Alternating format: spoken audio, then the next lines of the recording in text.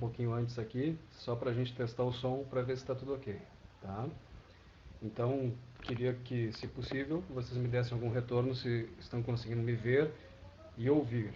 Pelo que indica que para mim está tudo tranquilo, tá? Mas vou aguardar aqui no chat algum retorno de vocês. Boa noite, Brenda, Sofia, Bianca, tá? Então, o pessoal respondendo que está tudo certo. Então tá, gente, são 21h08, né? Ainda faltam 2 minutinhos para a aula começar formalmente, né, no nosso horário oficial.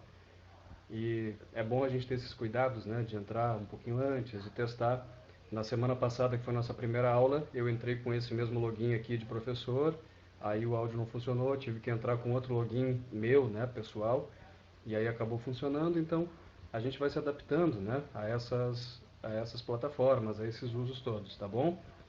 Tudo bem com vocês? Se cuidando direitinho? Ficando em casa na medida do possível, né? Quem consegue ficar, tá, gente? Enquanto tudo isso não passa, né? A gente vai sobrevivendo e vai fazendo o possível também para não colocar outras pessoas em risco, né?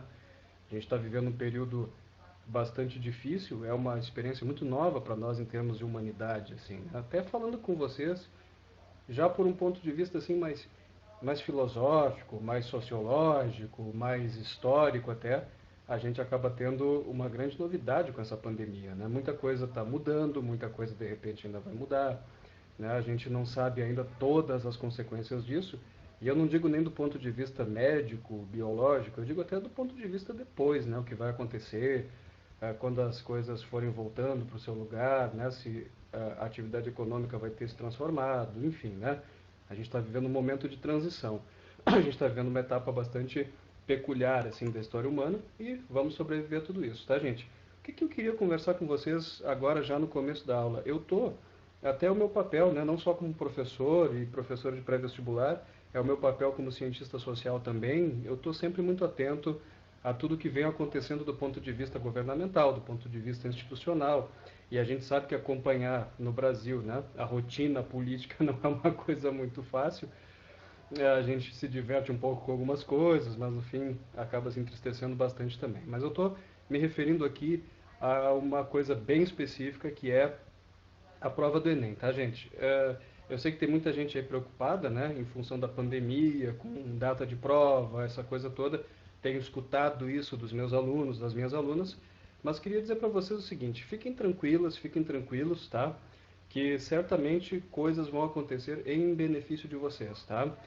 Para quem está acompanhando, como eu também, vejam que na semana passada já houve um adiamento da aplicação do Enem digital, né? Ainda não se falou sobre o Enem físico propriamente, né?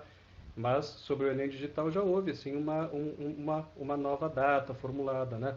O Poder Judiciário do país já sugeriu ao Ministério da Educação que reveja a data e com certeza o Enem vai acontecer ainda dentro desse ano, né, gente? Porque é preciso ter um certo tempo hábil para manejar as vagas e para preparar as universidades depois para receber vocês, utilizando a prova do Enem, né?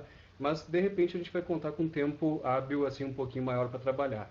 Mas enquanto nada disso acontece, enquanto nada disso se concretiza, o que é que a gente faz?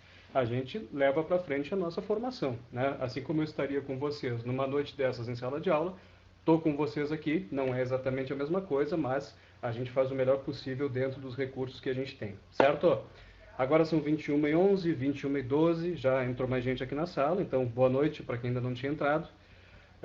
Eu queria só retomar da última aula, que na verdade foi a nossa primeira aula, foi o nosso primeiro encontro, o que eu fiz com vocês, tá? Para hoje a gente entrar de uma maneira mais efetiva no conteúdo.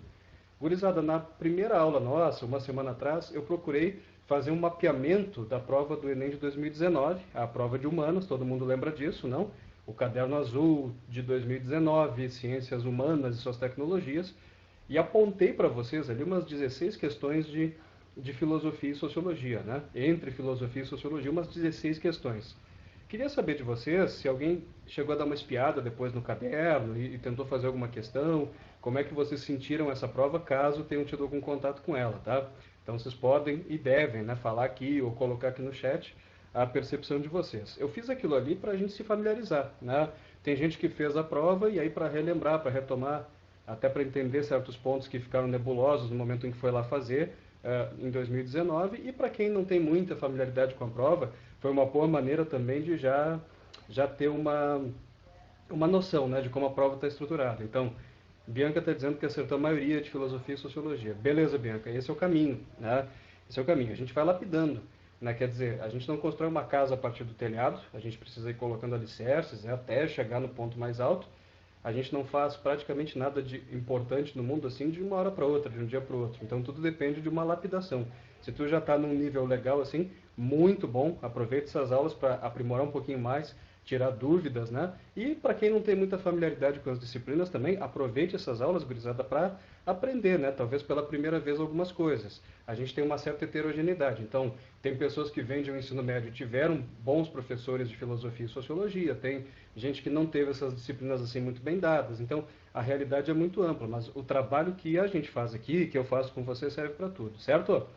O que a gente vai fazer hoje de conteúdo, nessa uma hora que a gente tem de aula, é um mapeamento da filosofia grega, tá? De um modo mais geral. Gente, vocês têm o livro, né, numa versão digital, não precisam estar com ele agora, aí, nesse momento, tá? Só para apontar para vocês que hoje a gente está abordando, assim, desde a página 1, da parte de filosofia, até chegar ali na página 4, mais ou menos, tá? Da 1 a 4, da 1 a 5, dá para dizer. Eu vou falar de uma maneira ampla sobre tudo isso que está aqui, né?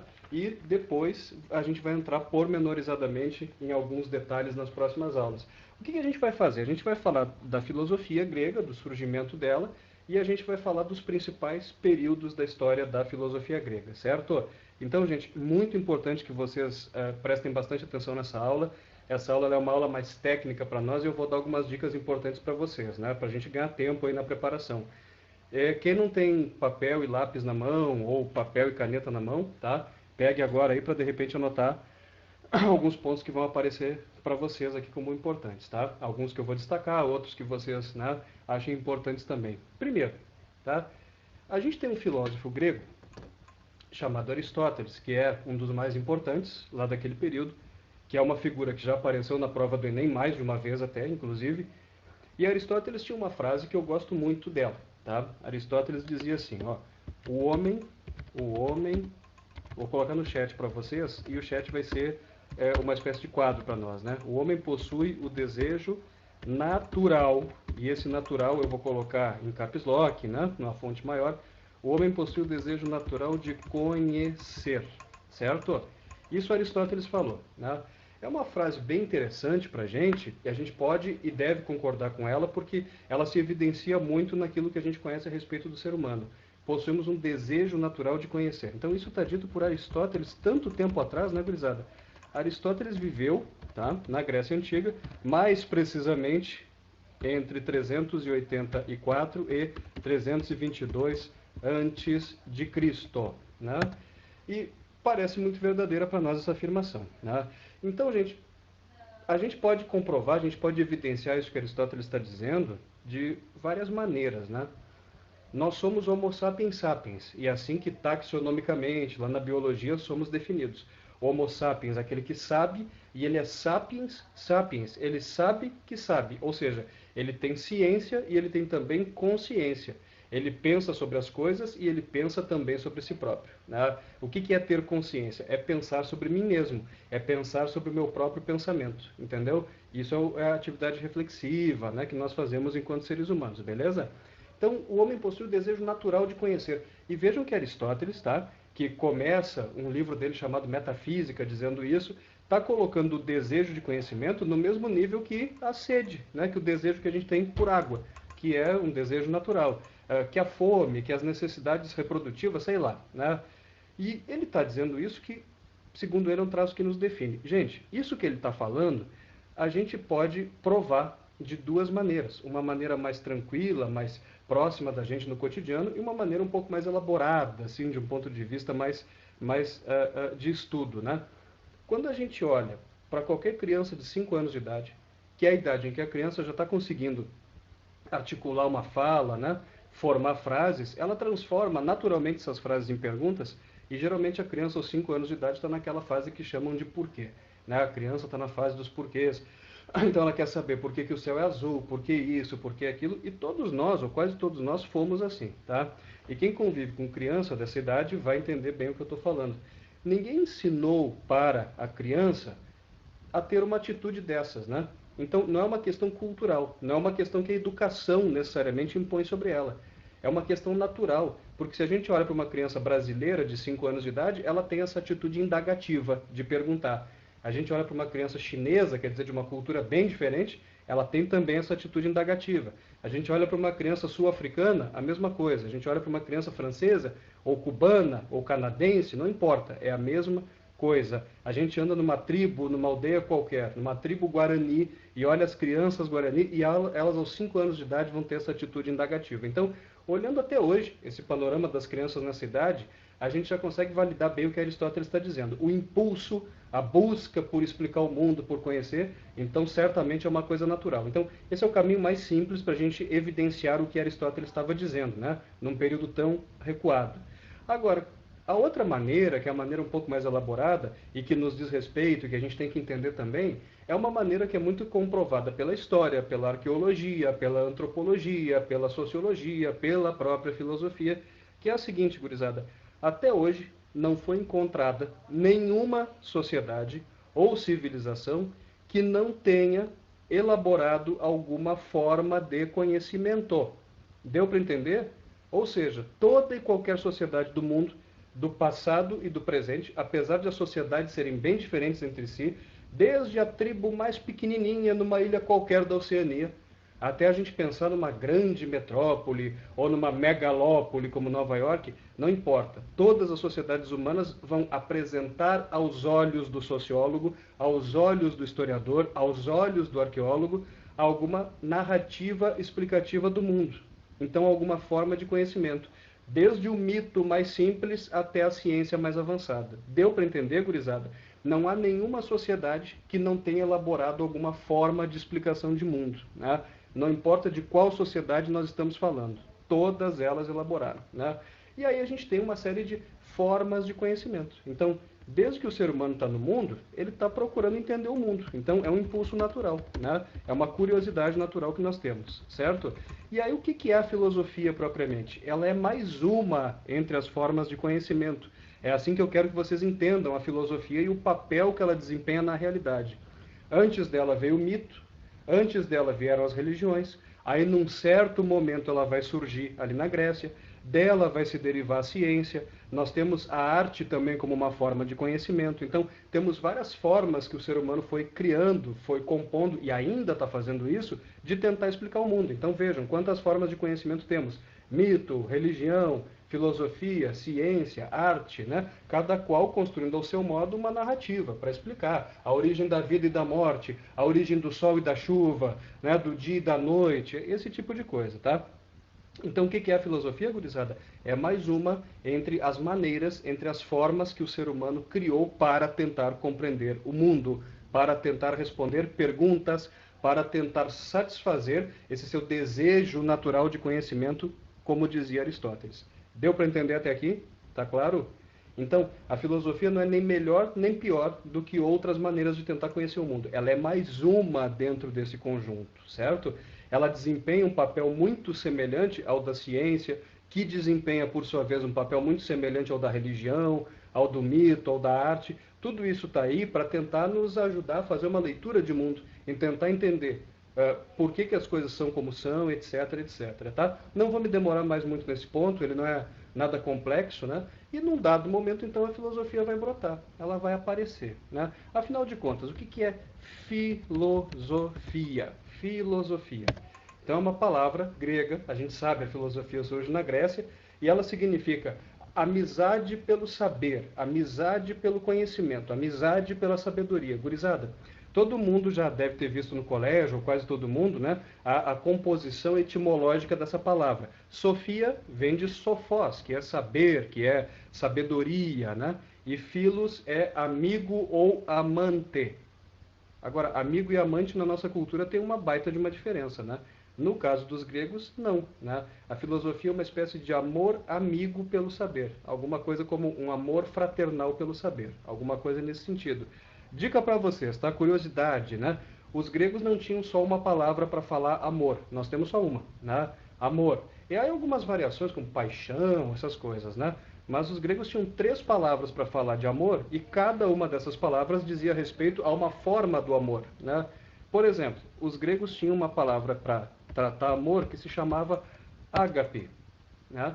Que é uma palavra que depois o catolicismo até acabou incorporando. O que é ágape? Ágape é o amor entre o humano e o divino e o humano. E é por isso que o catolicismo depois incorporou essa palavra para o seu vocabulário. Afinal de contas, tem essa convicção de que Deus nos ama, né? Jesus nos ama, morreu na cruz para nos salvar. Toda essa questão da doutrina cristã, de um modo mais geral, né?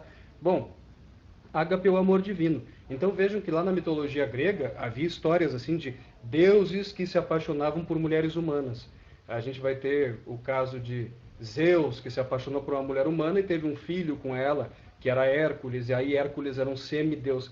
Esse amor que Zeus sentia por essa mortal e que essa mortal sentiu por Zeus é ágape. É o amor entre a dimensão divina e a dimensão humana. É uma maneira de dizer amor, certo? Mas que não tem nada a ver com a filosofia, até porque a filosofia é uma espécie de ruptura, né, com as explicações mitológicas e divinas religiosas. Bom, a outra forma de falar amor que os gregos tinham é a palavra eros. Eros era um outro tipo de amor. E aí vocês já podem estar identificando.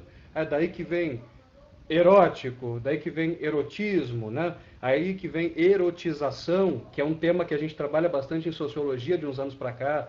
Está se percebendo que há uma grande erotização da infância, né? As crianças estão sendo muito cedo já expostas à sexualidade, a propagandas, a músicas e a coisas assim, e isso pode resultar em prejuízo na sua formação, né? É um tema que a sociologia vem debatendo muito. Então, o que é Eros? Eros é uma outra forma de amor, segundo os gregos, mas que é o amor carnal, que é o amor da atração física, que é o amor assim do desejo sexual, do que a gente chamaria de tesão na nossa cultura, né? E é claro que isso também não se relaciona com a filosofia, não era uma erosofia, né? Os gregos não queriam fazer coisinha com o saber, com o conhecimento, né? Então, resta a terceira forma de amor em grego, gurizada, que é a palavra filia.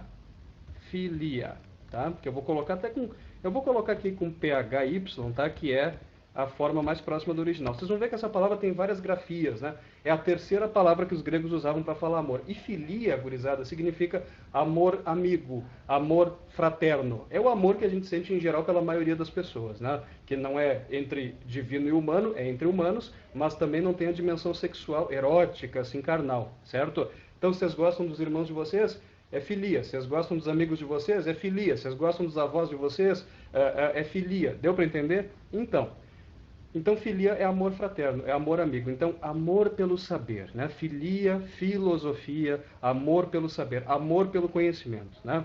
É claro que essa palavra filia, as palavras têm uma história, e eu falei isso até na aula passada, no decorrer do tempo elas vão mudando o seu significado, né? E filia acabou por significar, por exemplo, na nossa cultura aqui, uma coisa bastante complicada, né?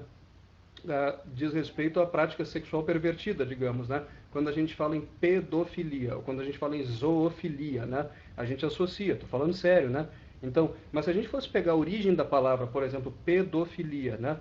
Pedo vem do grego paidos, que é criança. É daí que vem pedagogia também, quer dizer que é a educação das crianças, né?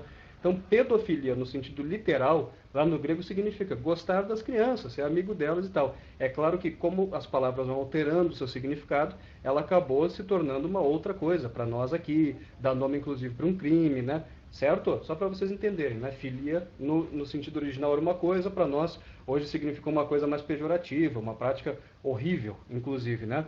Tá, gente? Então, filia, filosofia. E o criador dessa palavra foi um dos primeiros filósofos, o Pitágoras. Pitágoras de Samos. Pitágoras, ele é um dos primeiros pensadores daquele grupo dos primeiros filósofos que a gente chama de pré-socráticos, né? Um belo dia ele foi perguntado por um príncipe. O príncipe Leonte perguntou a Pitágoras: qual é a tua profissão? Qual é o teu ofício? E Pitágoras pensou um pouquinho e respondeu: eu sou um filósofo, ou seja, eu sou um amigo amante do saber, da sabedoria, do conhecimento. Aqui tem um ponto importante para vocês refletirem. Criançada, reflitam, isso é bem importante. Por que Pitágoras não respondeu: eu sou um sábio? Ele era um filósofo, e vocês já ouviram falar dele talvez até lá no ensino fundamental já. Afinal de contas, Pitágoras também era um grande matemático, então quando a gente pensa em teoremas de Pitágoras, essa coisa toda, a gente está a gente está falando do mesmo cara, da mesma pessoa, né? Desse mesmo indivíduo. E, e a gente está falando, então, de um indivíduo que respondeu para o príncipe Leôncio: eu sou um amigo do saber. Mas ele não disse: eu sou um sábio. Então tem uma diferença grande entre filósofo e sábio. Anotem isso aí que é muito importante. O sábio, por definição, é uma figura que pertence muito mais a culturas diferentes da cultura grega.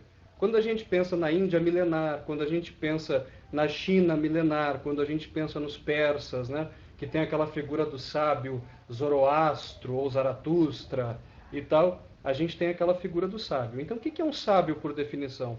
É aquele que possui o saber, né? E as pessoas que estão ao redor deles acreditam que ele possui o saber também, beleza? Isso é o sábio. Agora, quando Pitágoras disse para o príncipe: eu sou um filósofo, ao invés de dizer eu sou um sábio, a gente pode dizer assim que essa atitude de Pitágoras foi uma atitude de humildade perante o conhecimento. O sábio, quem quer que seja que diga eu sou sábio, tem uma postura de arrogância perante o conhecimento, né? Os gregos não, eles tinham uma postura de humildade perante o conhecimento, né? Eu sou um amigo do saber, porque os gregos aí dessa época já reconheciam as limitações da cabeça do ser humano. E eles já se perguntavam: será que nós, humanos, limitados, mortais, podemos realmente possuir o saber? Né? O sábio possui o saber, mas alguém pode possuir o saber de verdade? Então Pitágoras preferiu dizer: eu sou um amigo do saber. O que é um amigo do saber? É aquele que quer estar perto, aquele que quer estar junto, né? Quando a gente tem uma boa amizade, a gente quer estar perto, quer estar junto, quer desfrutar o que tem de bom naquela companhia. E é esse o tipo de relação que os gregos quiseram estabelecer com conhecimento, com saber, né? Então, é uma postura de humildade, aceitando a própria limitação e aceitando a nossa limitação de que no vamos pensar da seguinte maneira, né? Quem de nós, na história da humanidade, já pôde saber tudo, né? Então, é da condição humana a gente não poder saber tudo. E os gregos, de alguma forma, já sabiam disso. Certo, gurizada? Então, bem importante por aí, beleza? Alguma dúvida até aqui? Então, estou dizendo para vocês, né, a origem da palavra, né, a filosofia como mais uma dentre as formas que os seres humanos foram criando de tentar entender o mundo. Essa parte é bem básica, é bem introdutória, mas ela tem que ficar bem construidinha na cabeça de vocês para a gente poder seguir adiante aqui com o resto, tá? Uh, Antes da filosofia vieram os mitos, né? Vieram as religiões. Antes da Grécia vieram civilizações muito mais antigas, né? Só que a filosofia não surgiu nelas, vai surgir na civilização grega. E aí a gente poderia perguntar também, por quê? Né? Por que a filosofia nasceu na Grécia? Né? E não nasceu para nenhuma outra cultura, não nasceu para nenhuma outra civilização? A gente pode e deve fazer essa pergunta. Afinal de contas, o que fez dos gregos os, entre aspas, privilegiados, assim como o povo, para serem os inventores da filosofia, de uma forma que é chamada de mais racional, assim, de pensar o mundo, né? Essa coisa toda. Gente, quando a gente fala de filosofia, tá? Eu tinha já dado uma pista disso para vocês, até acho que na aula passada eu falei, a gente está falando de uma atividade que nasceu mais ou menos entre o século VII e o século VI a.C. Estou colocando isso para vocês aqui também no chat, né? Vamos usar, como na aula anterior, o nosso chat como um quadro assim improvisado. Quando a gente fala de filosofia, então é uma atividade que está nascendo na Grécia, né? Na Antiguidade Clássica e tal. E isso é muito antigo, né? Isso tem 2,5 milênios, né? Um pouco mais de 2,5 milênios. Então, em relação a nós. Então, é algo bem distante no tempo. Beleza. Mas quando a gente pensa na Mesopotâmia, quando a gente pensa no Egito, aí a gente está falando de civilizações que eram muito mais antigas do que isso, né?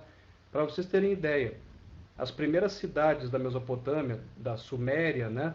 Ur, Lagash, Uruk, as primeiras civilizações mesmo, como vocês estudam a história, surgiram ali por volta de 4.000 antes de Cristo, né? É muito antes dos gregos, é mais de 3 milênios antes dos gregos, né? Quando a gente fala do surgimento do Egito, a gente está falando de uma civilização que surgiu 3.500 anos, mais ou menos, antes de Cristo. Ou seja, é muito mais velho, é 3.000 anos praticamente, o Egito, mais velho do que os gregos dessa época aqui. Deu para entender? Então, o que fizeram os mesopotâmios, o que fizeram os egípcios e outros povos que não inventaram a filosofia, né? Deixaram para os gregos fazerem isso muito mais tempo depois, muito mais muito mais tarde, né? O fato de povos mais antigos não terem desenvolvido a filosofia não significa que eles já não procurassem sua resposta assim, para o mundo, né? Sua resposta para as inquietações, para as indagações, para as perguntas essas mais importantes que nos acompanham até hoje.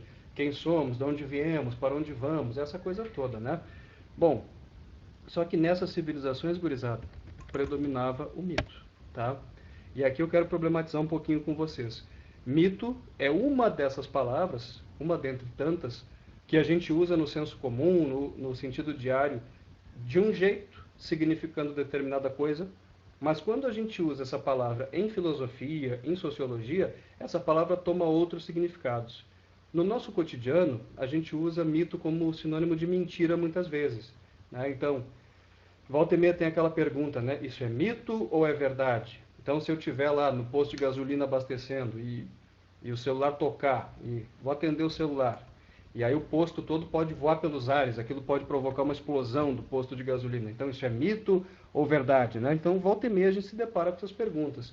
Ou em relação a alguns preceitos até do senso comum, assim, quando a tua avó te diz que se tu comer manga e beber leite, tu vai morrer, né? Então, isso é mito ou verdade. Então a gente trata mito assim como sinônimo de mentira, tá?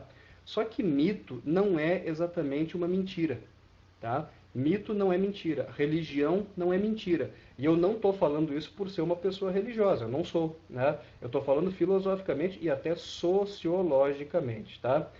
Eu aprendi um princípio que eu queria dividir com vocês com um sociólogo muito importante. Aqui a gente já faz uma interface com a sociologia. Vocês já ouviram falar de Émile Durkheim?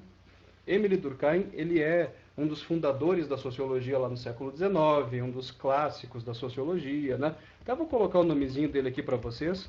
É um nome importante, é um pensador que já apareceu na prova do Enem, né?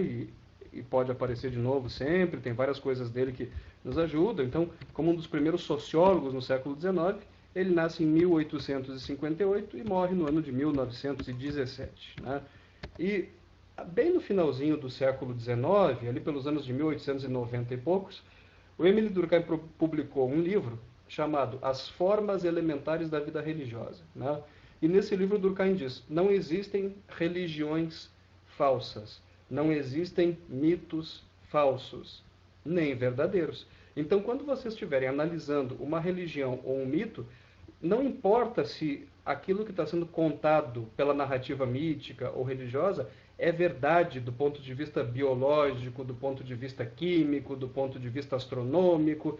Isso não importa para nós em humanas. O que importa é entender como essa crença baseada nesse mito, nessa religião, nessa narrativa, nesse discurso, mobiliza as pessoas, organiza a sociedade, entendeu?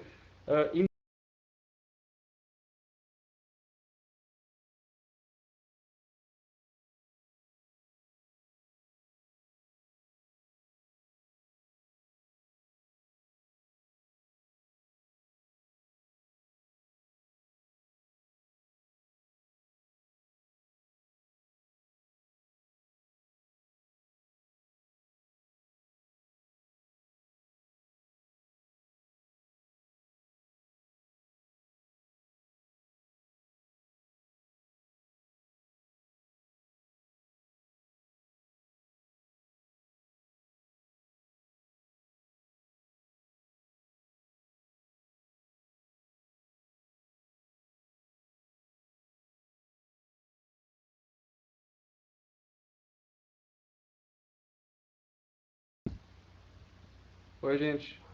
Conseguem me ouvir? Acabou caindo aqui. De vez em quando acontece isso, de vez em quando a plataforma faz isso, tá? Vou esperar um retorno de vocês para saber se estão me ouvindo direitinho de novo. Então, Fernando sim, Bianca sim, tá? Acaba caindo, né? Acaba voltando para a tela inicial aqui com o meu login, aí eu entro de novo. Vamos ter paciência, né? Eu volto aí rapidinho para conversar com vocês, tá? Gente, essa primeira parte do conteúdo ela é um pouquinho maçante também, tá? Mas eu peço bastante atenção de vocês, né? É um pouco maçante até de trabalhar por aqui, né? Em sala de aula com quadros, se movendo, a gente consegue, né, ter um pouquinho mais de dinâmica, assim, né? Mas vamos lá. Eu falava para vocês, então, que Durkheim, sociólogo, nos ensinou que a gente nunca deve olhar para uma religião ou para um mito como coisas falsas ou verdadeiras, e sim entender qual é a função que a religião faz numa sociedade, qual é o mito que organiza a vida social? Qual é o papel que o mito faz, né, na cabeça das pessoas para organizar a vida coletiva? Isso é bem importante para a gente pensar, né? Biologicamente, é o que eu estava falando aqui antes de cair, pode até se contestar que o homem tenha vindo do barro e que a mulher tenha vindo de uma costela do homem e tal, mas isso biologicamente, historicamente, sociologicamente, filosoficamente, a gente tem que entender o seguinte: muitas e muitas pessoas acreditaram nisso e ainda acreditam, e essa crença desempenha um papel para essas pessoas nas suas respectivas sociedades. É a partir de uma crença religiosa que as pessoas vão guiar sua conduta. Ou é a partir de uma crença religiosa que muitas vezes o poder político vai se organizar nos estados teocráticos ou nos estados onde a religião tem bastante influência, certo? Então isso é muito importante para a gente pensar. Então falar de mito e falar de religião é uma coisa muito atual, né? Para a gente pensar no mundo hoje. Gente, então mito não é exatamente mentira. Eu vou botar para vocês aqui no chat o seguinte: mito vem do grego mitos, M-Y-T-H-O-S, né? Estou colocando para vocês aqui. Tá, isso não ajudou muito, né? Só uma forma de falar mito com um pouquinho mais de balaca, tá? Beleza. Mas se eu disser para vocês uma palavra que eu já tinha falado antes, que mito significa narrativa, aí eu acho que fica mais claro, né? Todo mito é uma narrativa. Aí a gente poderia fazer uma narrativa: hoje eu acordei, daí eu escovei os dentes, e depois eu tomei café da manhã, e depois eu fui dar uma aula. Isso é uma narrativa. Porém, não é uma narrativa mítica, certo? Todo mito é uma narrativa, mas nem toda narrativa é mítica, certinho? Para ser uma narrativa mítica, a narrativa tem que ter, primeiro, uma pergunta sobre as origens.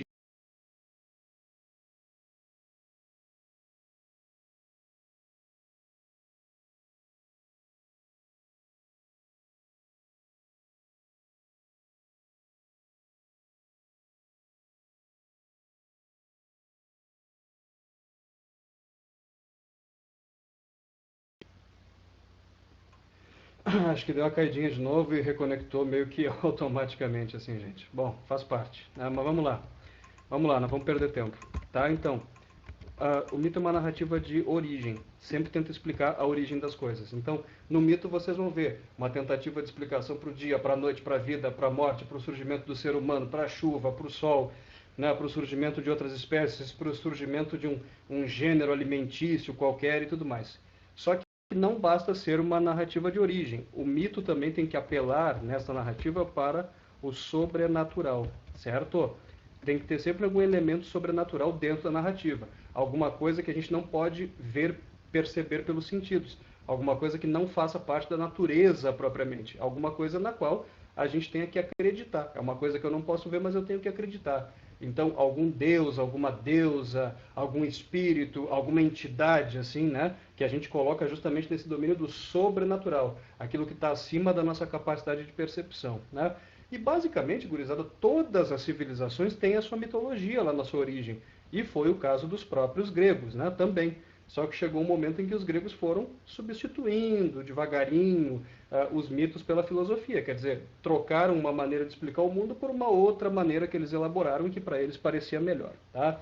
Então, mito é narrativa de origem. Gurizada, eu estou falando mitos aqui e religiões poderiam entrar dentro desse mesmo conjunto de coisas, né? As religiões também são narrativas de origem, também são narrativas de origem que apelam para o sobrenatural como elemento assim central nas suas explicações, enfim. Thaís está dizendo que o áudio está cortando. Está cortando para todo mundo, gente? Para mim aqui está aparecendo tudo normal, tá? Mas eu dependo assim desse feedback de vocês para poder tomar alguma providência, desconectar, conectar de novo, né? Então, de vez em quando dá alguma interferência, né? Faz parte. Sofia está dizendo que está cortando também. Corta um pouco. E agora, como é que tá? Agora tá tudo certinho? Tá, beleza. Qualquer coisa vocês vão me avisando, que aí eu repito, né? Alguma coisa que não tenha ficado muito clara, assim. Né? Isso é sinal da internet, enfim, né? Faz parte. Tá, gente? Então, filosofia como... Perdão.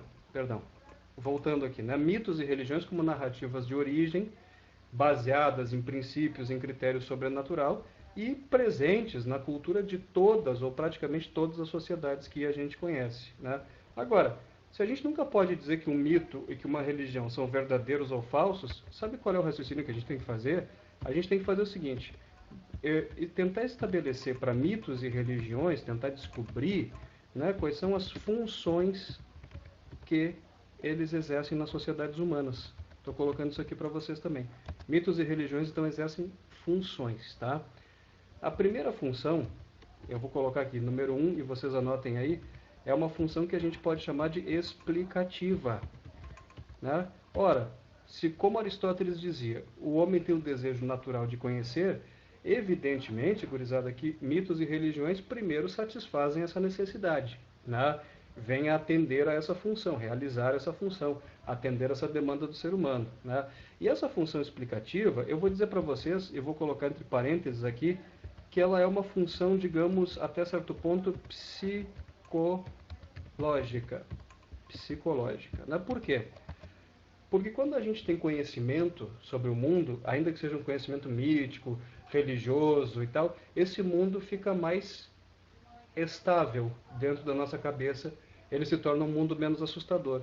E para a gente entender isso que eu estou falando, eu queria que vocês fizessem um exercício de imaginação. Tá?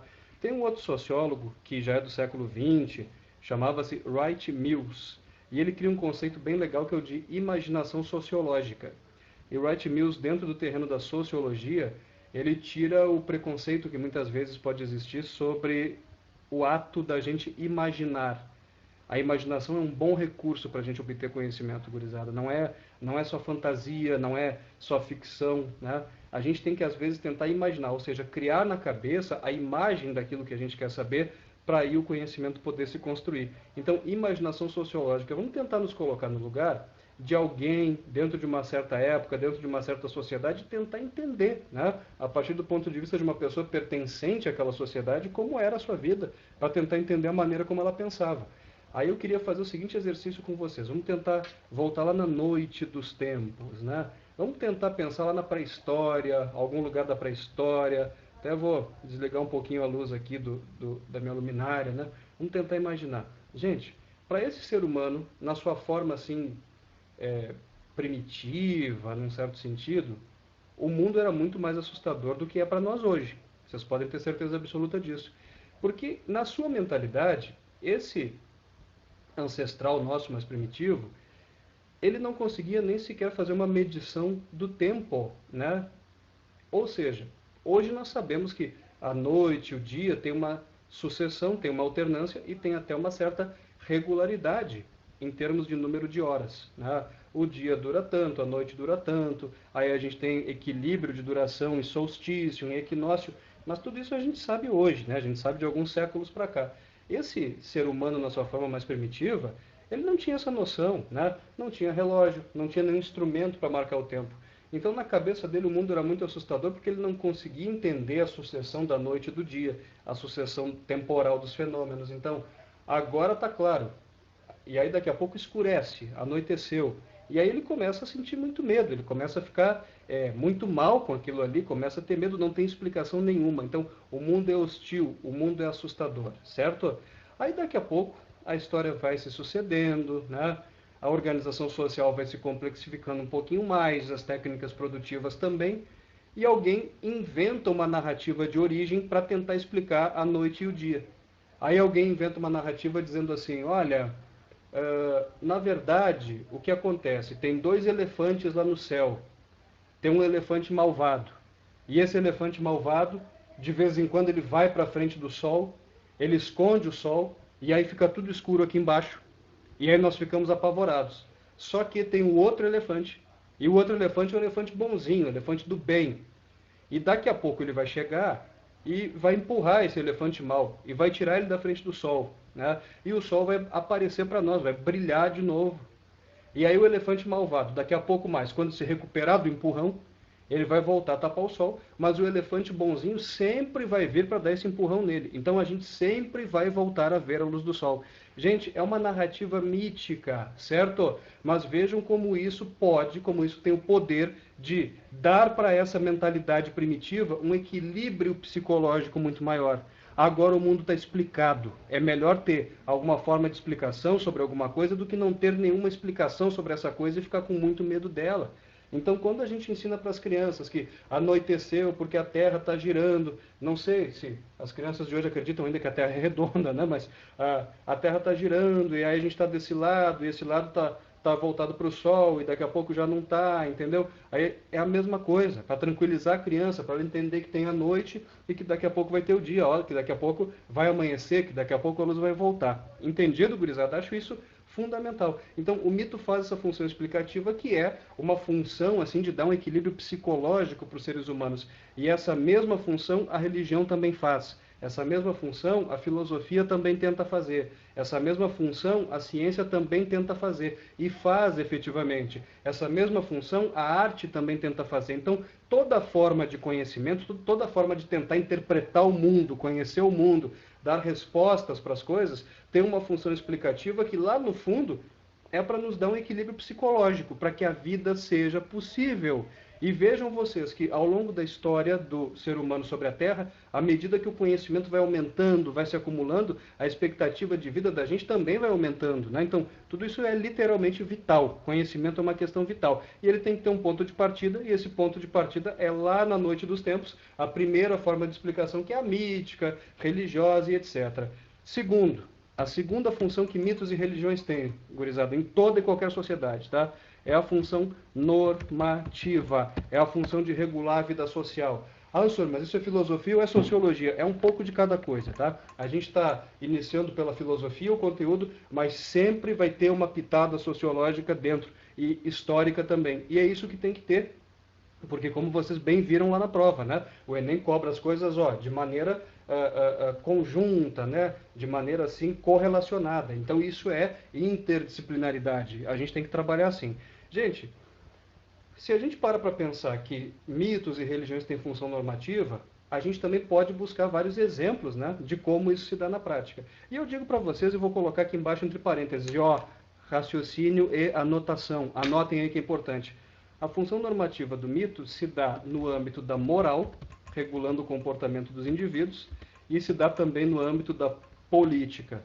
Porque se vocês pararem para pensar, todas as primeiras formas de Estado que nós estudamos historicamente, lá na Antiguidade Oriental, eram teocráticas. Então, o Estado surgiu como uma instituição religiosa também. Depois, o Estado foi se laicizando em algumas partes do mundo. Os próprios gregos vão inventar a democracia e, com a democracia, eles vão inventar uma forma mais laica, né, de exercer o poder político. Mas não era o caso de outras civilizações e ainda hoje no mundo a função normativa da religião determina muito a política, né? Tá, gurizada? Vejam, a gente está falando de primeiras civilizações, as teocracias iniciais. A gente pensa lá na Mesopotâmia. E aí vamos pegar de novo aquelas cidades da Suméria que eu falei para vocês agora há pouco. Aí a gente vai ter nessas cidades sempre um governante que é o patese, que é visto como um representante dos deuses. A gente olha para os hebreus, também ali na Antiguidade Oriental. E a gente vai ter patriarcas, a gente vai ter juízes, a gente vai ter reis. E todos eles governam porque o povo acredita que eles são enviados, que eles são representantes de um Deus único, Yahvé ou Jeová, né? Quando a gente olha para o Egito antigo, essa coisa se intensifica mais ainda. Então, para os egípcios lá da antiguidade, o faraó governa porque ele é propriamente um deus, né? Ele é um deus encarnado assim nesse mundo e tal. Então, vejam que as teocracias predominaram. Todas as primeiras formas de Estado que nós conhecemos historicamente eram teocráticas. Ponto, né? Aí vocês já entendem como o mito e a religião normatizam a vida social no sentido do exercício do poder político, né? Olha, esse cara manda em mim e eu aceito o poder dele porque ele é um deus, ou porque ele é um representante desses deuses. Agora, tem que ter a religião que me faça vê-lo como um deus, ou como um representante de alguma divindade, certo? E se a gente olha no mundo hoje, eu digo para vocês, o mundo talvez nunca tenha sido, num certo sentido, tão teocrático quanto hoje, do ponto de vista político. E a gente pode pegar N exemplos. Vocês não acham que aqui no Brasil, por exemplo, a religião determina a política? Determina e determina muito, né? Quanta campanha política existe dentro de igrejas e outros espaços religiosos. Os deputados estão legislando muitas vezes, dependendo da bancada, em nome de princípios religiosos nos quais eles acreditam, e aquilo vira lei, aquilo vira política de Estado quando aprovado, né? Mas a gente pode pegar um exemplo assim até diferente do caso brasileiro, um exemplo assim mais ilustrativo disso. Gente, nós temos hoje no mundo a chamada civilização islâmica, né? Os países islâmicos, os islamitas, muçulmanos, e são 63 países no total. Com o Sudão do Sul, que é o mais novo deles, né? 63 países perfazendo aquilo que a gente chama de civilização islâmica. Então, na imensa maioria desses 63 países, não existe constituição. Quer dizer, a vida do país é regulada por um livro sagrado, o Alcorão. Ele é o conjunto maior de leis, né? Não tem uma constituição ali, né? Então, e nesses 63 países da civilização islâmica hoje no mundo, vivem assim cerca de 1 bilhão de pessoas. Então parem para pensar, né, que em nenhuma outra época da história, gurizada, nós tivemos 1 bilhão de pessoas vivendo sob regime teocrático. Então, quando a gente fala de teocracia, de governo teocrático, a gente lembra do Egito, a gente lembra da Antiguidade Oriental, mas a gente tem que estar com os olhos voltados para a realidade de hoje, para as atualidades hoje também. Então, o discurso religioso, ele pesa muito na elaboração das leis, ele pesa muito na prática política, né? E é um fenômeno que a gente tem que levar a sério, né? Observando, certo? Isso é questão de Enem também, e é raciocínio, né, que vocês vão fazendo para associar com outras coisas. Bom, e no sentido moral, é claro que é mais fácil da gente ver o peso da religião, o peso do mito, o peso da crença em alguma divindade, para normatizar o comportamento das pessoas, né? Lá no Egito Antigo, por exemplo, as pessoas viviam com medo de um julgamento que aconteceria depois da morte, elas acreditavam nisso. Então, viviam com a sua vida toda regulada por um discurso religioso, com medo de não irem para o paraíso. Então, lá no Egito Antigo foi que se inventou o salvacionismo, né? Essa ideia de que a gente passa por um julgamento e a nossa alma tem que se salvar baseada nos atos que a gente praticou durante a vida. E isso depois, mais tarde, o próprio cristianismo vai incorporar, e a Idade Média vai ser muito marcada por isso também, né? Anotem uma coisa aí que é bem importante. Gurizada, todo, ou praticamente todo, mas eu diria todo mesmo, e sustentaria o que eu digo. Todo padrão moral tem origem religiosa, mesmo que a sociedade vá afrouxando o vínculo religioso com o passar do tempo. Mesmo que o Estado vá se tornando um pouco mais laico no decorrer do tempo. Mas toda norma moral tem origem religiosa. O que é moral? São princípios de conduta, normas, né? Moral vem do latim mores, significa costumes, né? São os costumes que uma sociedade dá como corretos, como válidos. Olha, o certo é fazer isso. O certo é andar vestido. O certo é casar com uma pessoa só. O certo é não sei o quê. Entendeu? Então, todo e qualquer parâmetro moral tem origem religiosa. Vamos dar exemplos aí para vocês. Não pode andar pelado na rua, né? É crime, está lá no Código Penal. O Código Penal foi feito na década de 1940. O Estado brasileiro já era pelo menos formalmente laico, né? Já era período republicano, já tinha se dado a separação entre Estado e Igreja, e o Código Penal manteve a proibição da nudez, que chegou no Brasil por um discurso religioso, através dos jesuítas, né? Que chegam lá em 1549, já junto com o governo geral, e vão vestir os índios, né? Estão vindo aí para fazer aquele trabalho de catequizar e tudo, né? Outro exemplo assim bem concreto para vocês, tá? Para o cristianismo, sobretudo para o catolicismo, né? Vamos falar do catolicismo. O casamento é um sacramento e é indissolúvel. Então é justamente aquela questão de até que a morte os separe. Quando a República foi proclamada no Brasil, em 1889, gurizada, todo mundo sabe disso, houve uma separação então entre Estado e Igreja e se criaram os cartórios. E pelos cartórios se criou a instituição do casamento civil. Então até hoje tem gente que vai casar e casa na igreja e no cartório, casa no religioso e casa no civil. Tem gente que casa só no civil, né? O casamento passa a ser visto no Brasil republicano como um contrato assinado perante o Estado, né? Como se fosse qualquer outro contrato. Um contrato de trabalho, tu contrata alguém para trabalhar para ti, tem um contrato ali, um contrato de sociedade, vamos abrir uma firma e fazer um contrato aqui de sociedade, um contrato de compra e venda de algum bem. O casamento passa a ser visto assim, né? Isso em 1889 já, né? E como todo contrato é assinado perante o Estado, ele poderia ser desfeito, certo? Um contrato de trabalho pode ser desfeito. Um contrato de sociedade pode ser desfeito. Um contrato de compra e venda pode ser desfeito. E o casamento é um contrato da mesma natureza jurídica que esses, ali quando a República se institui no Brasil. E o casamento podia ser desfeito? Não Então vejam que, mesmo num Estado que queria se tornar laico, o peso de uma moral de origem religiosa ainda era muito forte, né, com a população majoritariamente católica naquela época. Para resumir a ópera para vocês, o casamento se torna uma instituição civil em 1889, mas a lei do divórcio, a lei que permite o divórcio perante o Estado mesmo, ela vai ser promulgada muito tempo depois, quase 100 anos depois, só lá em 1977, certo? Então vejam como o mito e a religião têm esse papel normatizador na vida da sociedade, né? Como a crença numa religião influencia o comportamento da gente, desde andar vestido, até regras de etiqueta, até a maneira como a gente constitui as famílias, né? Então a gente não pode ignorar o mito e a religião como se fossem coisas completamente desprezíveis, porque isso tudo ainda está muito presente. Alguma dúvida até aqui, gente? É bastante amplo tudo isso, né? São temas assim bastante abrangentes, mas é por aí que a gente tem que trabalhar mesmo. E se vocês tiverem alguma dúvida, se algum ponto não ficou claro, vocês façam a gentileza de pelo menos escrever aqui no chat, né, para poder voltar ao ponto, poder explicar de novo, tá? Bom, então, gurizada, num certo momento vai surgir a filosofia lá no mundo grego, tá? Vai surgir a filosofia. Quando é que a filosofia surge? E como ela surge? Ela surge com um primeiro filósofo chamado Tales de Mileto e surge a partir de uma frase revolucionária que ele vai afirmar, dizendo então que tudo é água. Quando ele fala que tudo é água, ele está fazendo uma forte ruptura com as explicações míticas e religiosas, pelo menos num certo sentido, né? Por quê? Ao dizer que tudo veio da água, que a água é a matriz de tudo, ele está praticamente eliminando os deuses da explicação. Então, o que criou o universo? Ah, foi o Deus tal, mais o Deus tal. Não, foi a água, certo? Então ele está fazendo um raciocínio completamente diferente. A água, um elemento natural que a gente percebe, com o qual a gente tem familiaridade, é que criou tudo aquilo que a gente conhece. Ele não fala de maneira metafórica, ele fala de maneira literal. Ele acreditava nisso, e ele acreditava nisso baseado até numa evidência que ele colheu através da observação empírica, quer dizer, da observação concreta dos fenômenos.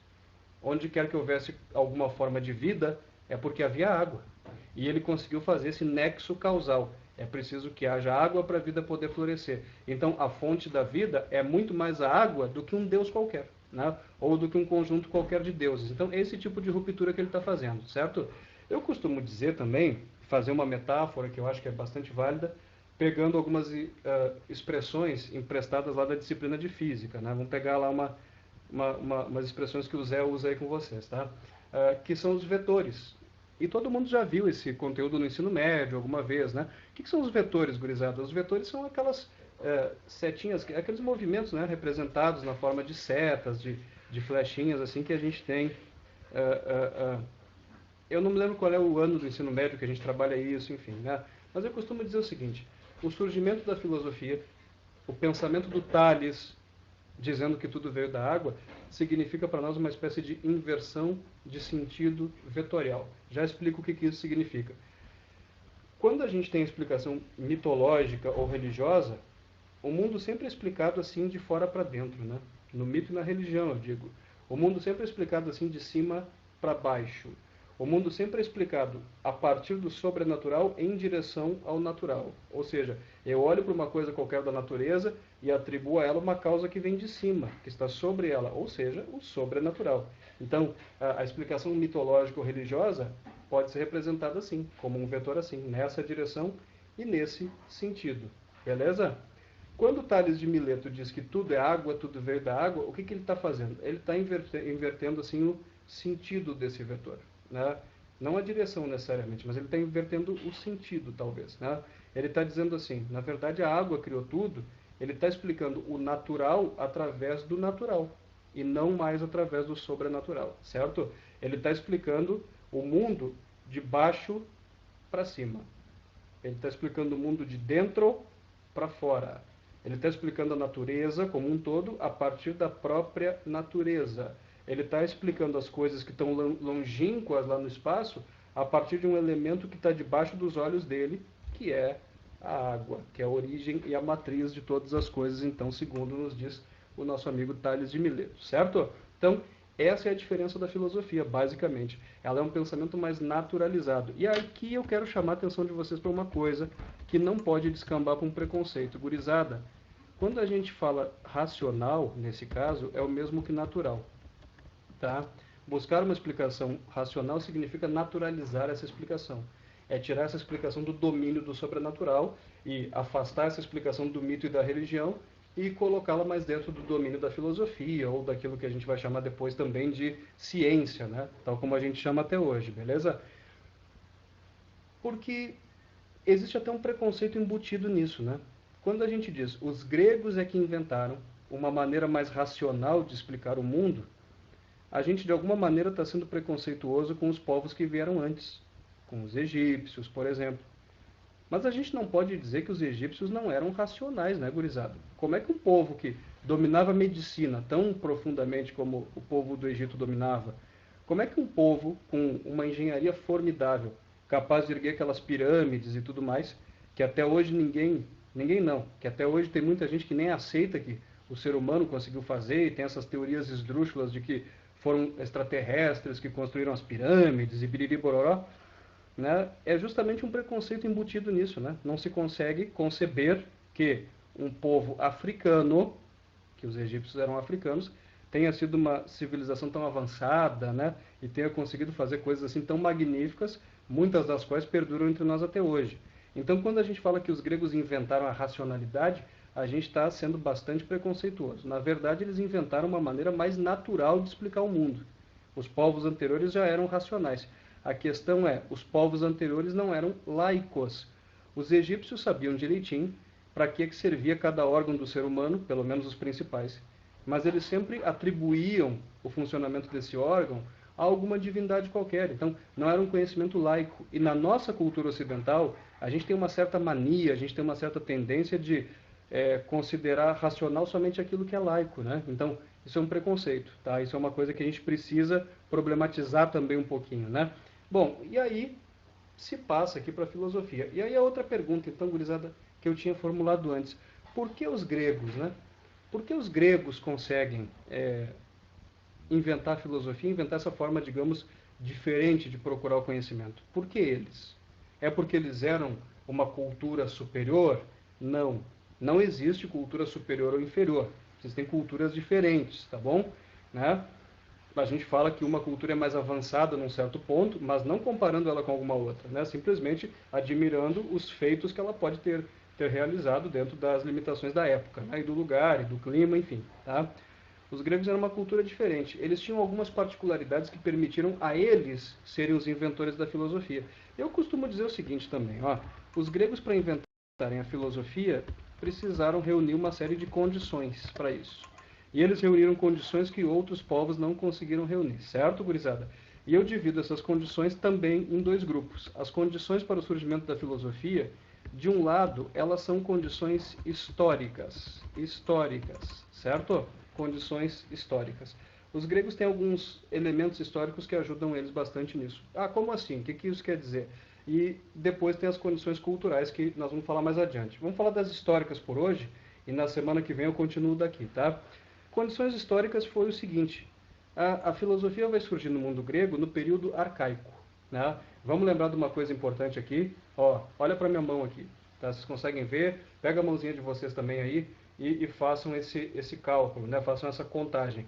Quando a gente olha para a história da Grécia, ela está dividida em algumas etapas, né? Como vocês aprendem lá na disciplina de História. Existe um chamado período pré-homérico, que é o período mais antigo, mais remoto da história grega. Depois a gente tem um período chamado de homérico, né? Depois a gente tem um período chamado arcaico, e o período arcaico é um período em que a Grécia está evoluindo, digamos assim, né? Está se consolidando de novo como uma grande civilização. Depois do período arcaico a gente tem o período clássico, que é o do ápice da Grécia, e depois do período clássico a gente tem o da decadência, que é o chamado período helenístico, certo? Então a história da Grécia se divide nesses 5 períodos. Então, pré-homérico, homérico, arcaico, clássico e helenístico, né? E no período pré-homérico e no homérico não havia filosofia. O que predominava lá era o mito, era a religião. A filosofia vai nascer no período arcaico, que é justamente o período, gurizada, em que a polis, a cidade-estado, está se constituindo, por exemplo. A vida urbana está se constituindo. É o período em que o comércio, então aqui nas condições históricas eu destaco principalmente o comércio. É o período em que o comércio está se revigorando. Os gregos vão ser uma civilização de comerciantes, certo? Já houve uma civilização de comerciantes mais antiga, que eram os fenícios, né? Também lá da Antiguidade Oriental, e os gregos herdam dos fenícios várias coisas, inclusive o alfabeto, né? E os gregos, nesse momento aqui, estão desenvolvendo o comércio pelo Mediterrâneo de uma maneira fantástica. E o comércio possibilitou o surgimento da filosofia. Por quê?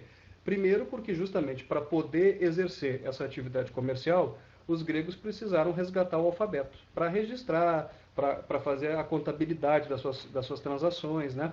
E essa redescoberta da escrita alfabética foi indispensável para que as ideias filosóficas que foram surgindo pudessem ser também registradas, né? Então isso também é importante. Mas principalmente pelo seguinte, tá, gente?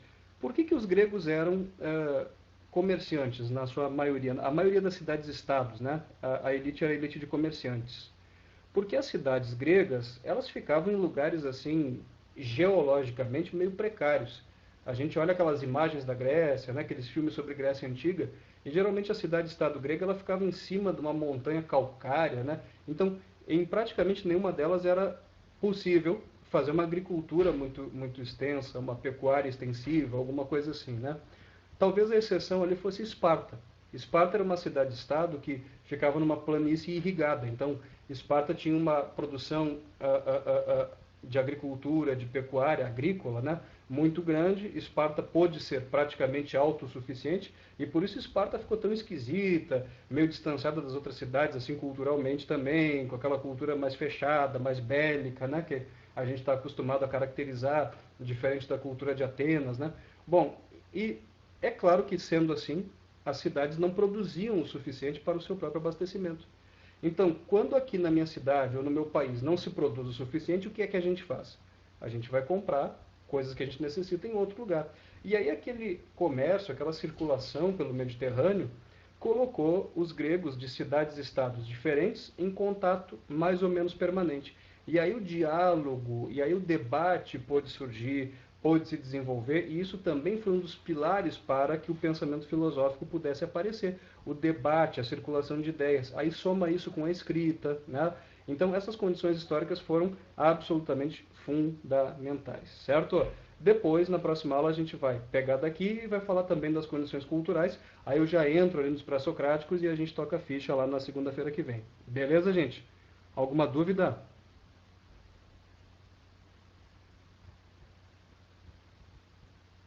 Nenhuma, nenhuma? Então tá, desejo uma boa noite para todo mundo, tá? Lembrem-se, nós estamos aqui com vocês, estamos aqui para ajudar vocês, mesmo que à distância, nós temos os recursos para isso, né? Felizmente, vivemos numa época de uma tecnologia que já nos permite fazer o tipo de trabalho como a gente está fazendo agora, tá? Então, não hesitem, gente, em pedir para nós, não hesitem em vir atrás da gente, em encaminhar dúvidas, tá? Guardar uma dúvida de repente para a próxima aula, coloca aqui no chat, a gente está junto com vocês. Como eu falei no começo, em algum momento o Enem vai acontecer, tá? Em algum momento o Enem vai acontecer ainda dentro desse ano. Então, gente, não esmoreçam, tá? Não deixem a peteca cair, tá? Senão, quando as coisas voltarem ao normal, a gente vai tomar um baque, a gente vai tomar aquele tapa na orelha assim. A gente tem que voltar de uma maneira melhor, tá? A gente está aqui. Boa noite para todo mundo, então. Se cuidem. Valeu. Tchau, tchau.